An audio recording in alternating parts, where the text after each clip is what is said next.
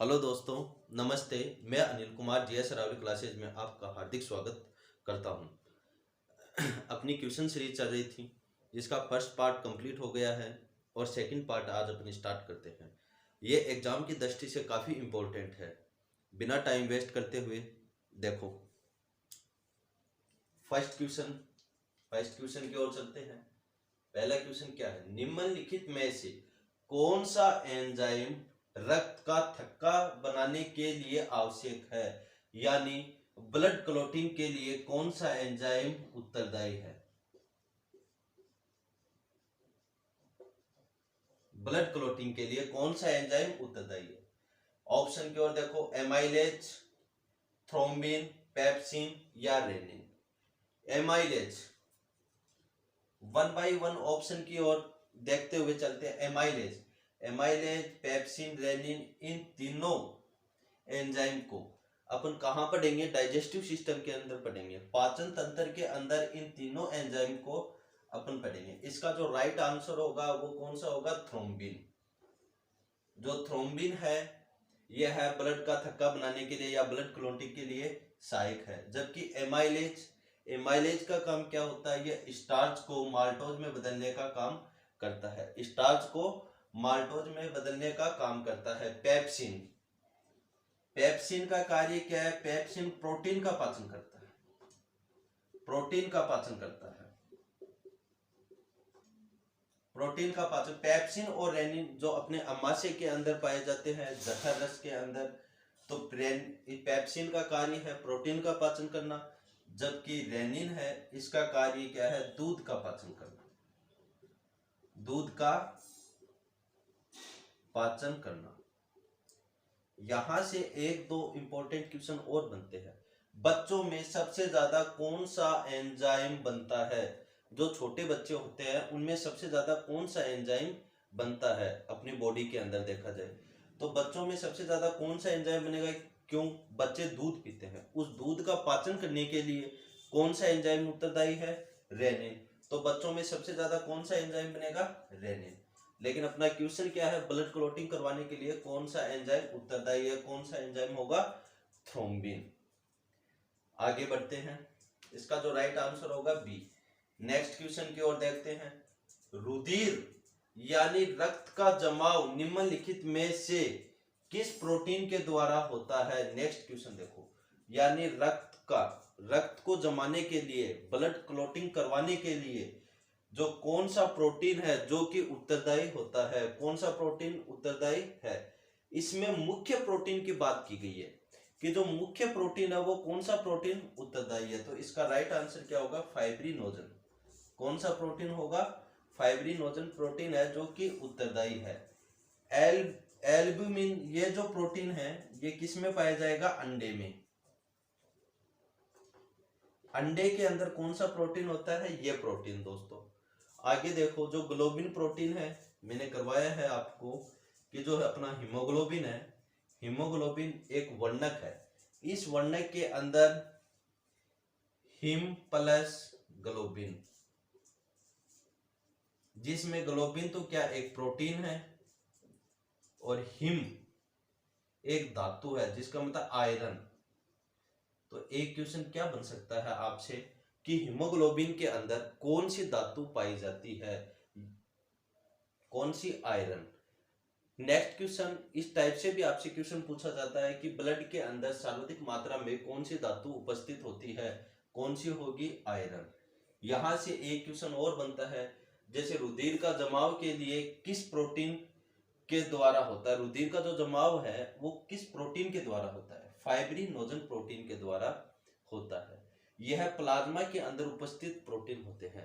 Plasma में जैसे 5 प्रकार के प्रोटीन मुख्यतः होते हैं: थ्रोम्बिन, प्रोथ्रोम्बिन, फाइब्रिन, फाइब्रिनोजन। ये जो चारों प्रोटीन है यह ब्लड क्लॉटिंग करवाने में सहायक होते हैं। अगर मुख्य प्रोटीन की बात की जाए तो फाइब्रिनोजन जो प्रोटीन है यह मुख्य प्रोटीन होता है जो ब्लड क्लॉटिंग करवाने में सहायक होता है। आगे देखो, नेक्स्ट क्वेश्चन की ओर चलते हैं। इसका जो राइट आंसर होगा वो बी। नेक्स्ट क्वेश्चन की ओर, किसकी मौजूदगी के कारण किसकी मौजूदगी के कारण शरीर के भीतर रक्त जमता नहीं है? रक्त नहीं जमता है। अपने शरीर में ऐसा कौन सा प्रोटीन है या क्या पाया जाता है जिसके कारण ब्लड क्लॉटिंग नहीं होती है? क्या होगा? हिपेरिन। कौन सा होगा? हिपेरिन। हिपेरिन के कारण यह ब्लड क्लॉटिंग करवाने में सहायक नहीं है। देखो, फाइब्रिन ब्लड क्लॉटिंग करवाने में सहायक है। हीमोग्लोबिन, हीमोग्लोबिन क्या है? ये ब्लड का रंग लाल होता है। किस वर्ण के कारण ब्लड का रंग लाल होता है? हीमोग्लोबिन वर्ण के कारण ब्लड का रंग कैसा होता है? रेड। जो मैंने आपको यहां बिल्कुल एक्सप्लेन किया है। प्लाज्मा, प्लाज्मा ब्लड के अंदर दो प्रकार की कणिकाएं पाई जाती है, ठोस कणिकाएं और एक तरल कणिकाएं। ठोस कणिकाएं के अंदर मैंने बताया था आपको आरबीसी, डब्ल्यूबीसी और प्लेटलेट्स। जैसे एक मिनट इधर देखो, मैंने ठोस और तरल, ठोस में मैंने आपको करवाया था आरबीसी, डब्ल्यूबीसी और प्लेटलेट्स, जबकि तरल में प्लाज्मा। जिसमें जो प्लाज्मा है अपना वो 55% के अंदर मौजूद होता है। कितना? 55% में, जबकि ये तीनों 45% में उपस्थित होते हैं। तो यहां से एक क्वेश्चन और बनता है। जैसे आपसे पूछा जाएगा कि ब्लड के अंदर सर्वाधिक मात्रा में पाया जाता है, चारों ऑप्शन दे देंगे, आरबीसी, डब्ल्यूबीसी, प्लेटलेट्स या प्लाज्मा, तो आपका राइट आंसर क्या होगा? प्लाज्मा। अगर आपसे ये क्वेश्चन नहीं करके आपसे ये क्वेश्चन कर लिया जाए कि ब्लड में सर्वाधिक मात्रा में पाया जाता है आरबीसी, डब्ल्यूबीसी, प्लेटलेट्स या इनमें से कोई नहीं, तो अगर ये या उपयुक्त सभी, अगर इनमें से अगर आपकी हो तो आरबीसी है, यह क्वांटिटी में सबसे अधिक मात्रा में पाई जाती है। जो आरबीसी है इसका जीवन काल 120 दिन होता है। आरबीसी का निर्माण कहाँ होता है? अस्थि मज्जा के अंदर आरबीसी का निर्माण होता है। एक बार आप इसे नोट कर लीजिए।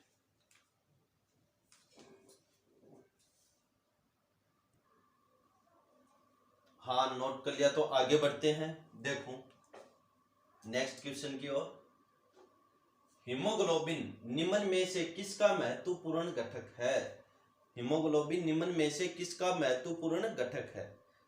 कल अपन ने बात की थी कि जो आरबीसी है, आरबीसी के कारण ब्लड का रंग कैसा होता है? लाल। तो आरबीसी का रंग लाल होता है, किस वर्ण के कारण होता है? हीमोग्लोबिन वर्ण के कारण होता है। अगर हीमोग्लोबिन वर्ण के कारण आरबीसी का रंग लाल होता है तो ये किसका महत्वपूर्ण घटक होगा? आरबीसी का। तो इसका राइट आंसर क्या होगा? RBC, option A right. Next question की ओर देखते हैं। नेक्स्ट क्वेश्चन देखो दोस्तों, मानव रक्त प्लाज्मा में पानी की प्रतिशत मात्रा बताओ। जो प्लाज्मा है, जो 55% के अंदर ये प्लाज्मा है, ये ब्लड के अंदर 55% में होता है। कितने में? 55% के अंदर पाया जाता है। जिसमें जो पानी है उसकी प्रतिशत मात्रा कितनी है? इसमें पानी की कितनी प्रतिशत मात्रा है, यह आपसे क्वेश्चन पूछा गया है। कितनी है? 60 से 64%, 70 से 75%, 80 से 82% या 90 से 92%।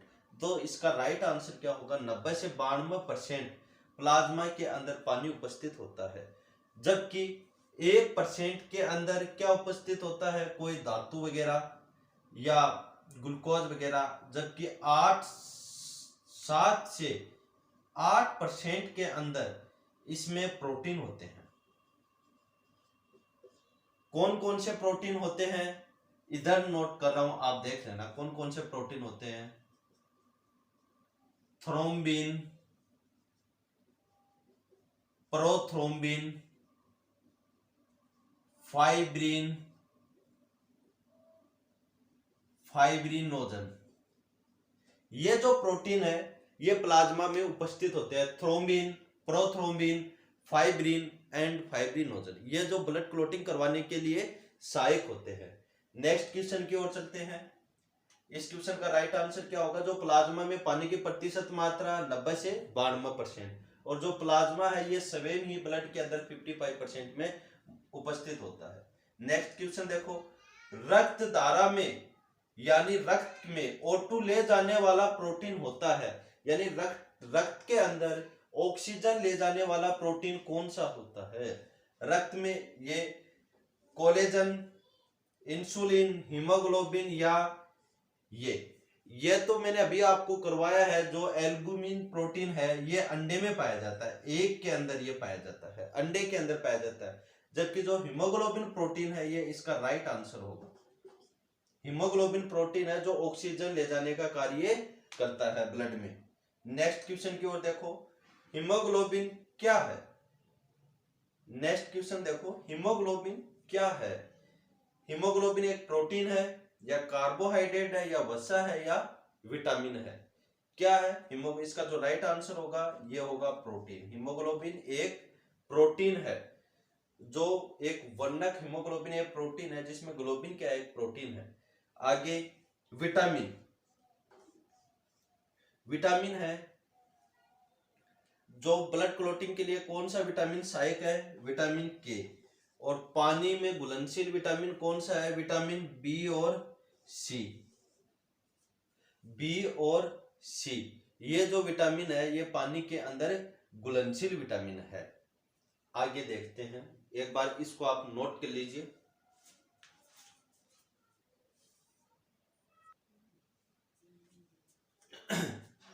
नोट कर लिया तो नेक्स्ट क्वेश्चन की ओर चलते हैं। देखो,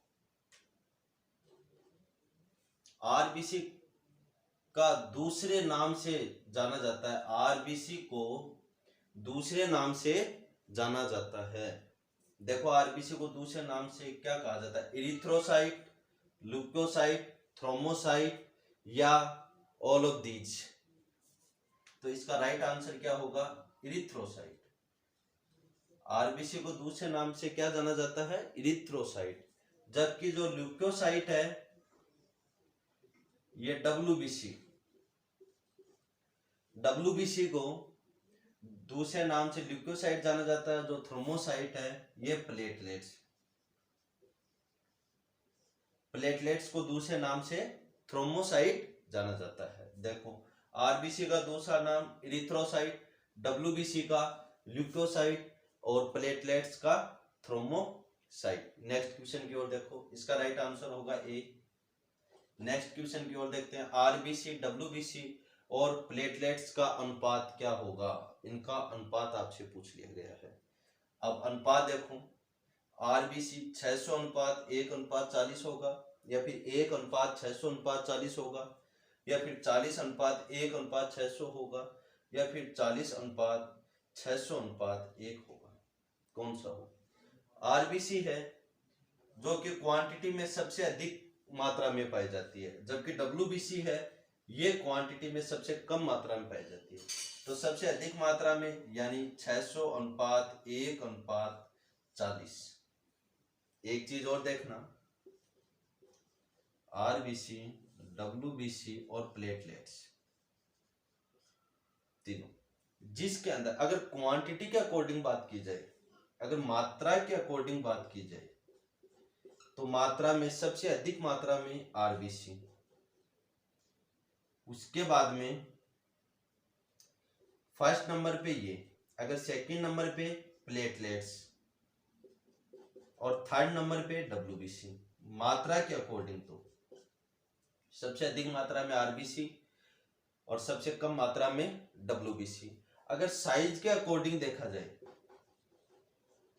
तो साइज के अकॉर्डिंग सबसे बड़ी तो होती है डब्ल्यूबीसी, फिर प्लेटलेट्स और फिर आरबीसी, यानी सबसे बड़ी डब्ल्यूबीसी और सबसे छोटी आरबीसी होगी। कितने क्वेश्चन क्लियर हो गए?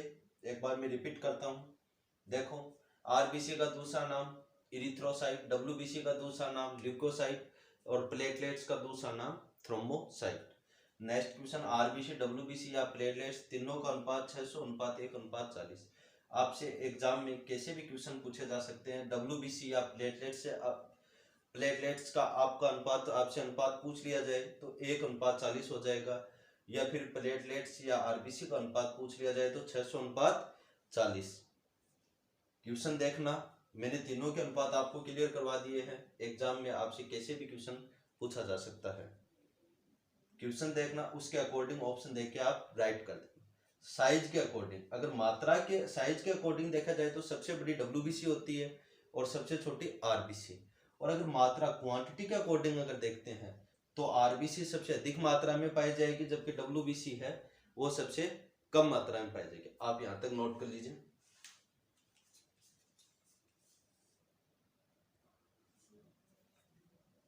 नेक्स्ट क्वेश्चन की ओर चलते हैं।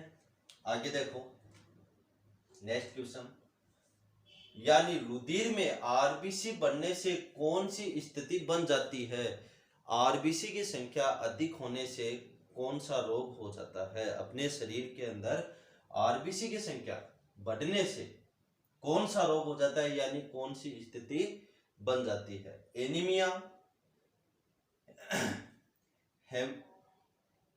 पॉलीसेथेमिया, लुकेमिया या हीमोफीलिया?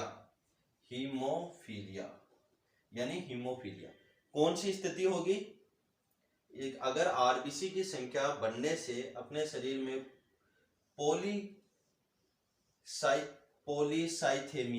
पॉलीसाइथेमिया रोग हो जाएगा। आरबीसी की अधिकता से,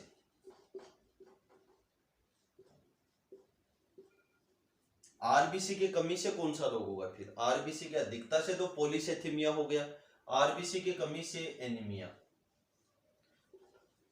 आरबीसी की कमी से कौन सा रोग हो जाएगा? एनीमिया। हीमोफीलिया, हीमोफीलिया जो एक जेनेटिक्स बीमारी यानी अनुवांशिकी बीमारी है,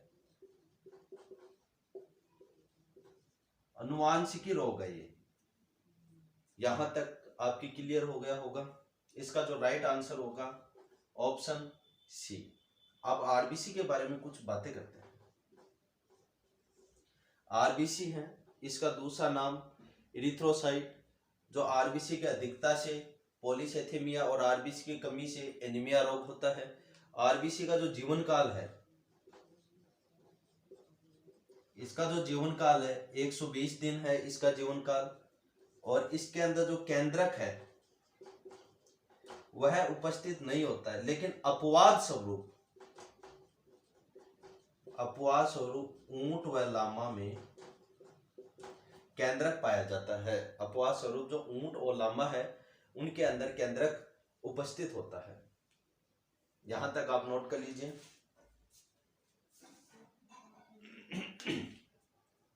ओके, आज क्लास को यहीं विराम देते हैं। और ये जो क्वेश्चन आपको करवाए गए हैं ये एग्जाम की दृष्टि से काफ़ी इम्पोर्टेंट है। आप कोई भी एग्ज़ाम, कॉम्पिटिटिव कोई भी एग्ज़ाम लेके चलना, उन सभी एग्ज़ामों में कोई ना कोई एग्ज़ाम में ये क्वेश्चन पूछे गए हैं और आगे आने वाले एग्ज़ामों में भी ये क्वेश्चन पूछे जाएंगे। तो आप ज़्यादा से ज़्यादा संख्या में इस चैनल को शेयर कीजिए और सब्सक्राइब कीजिए। धन्यवाद। मैं उम्मीद करता हूँ यहाँ तक आप सभी के समझ में आया होगा। धन्यवाद दोस्तों।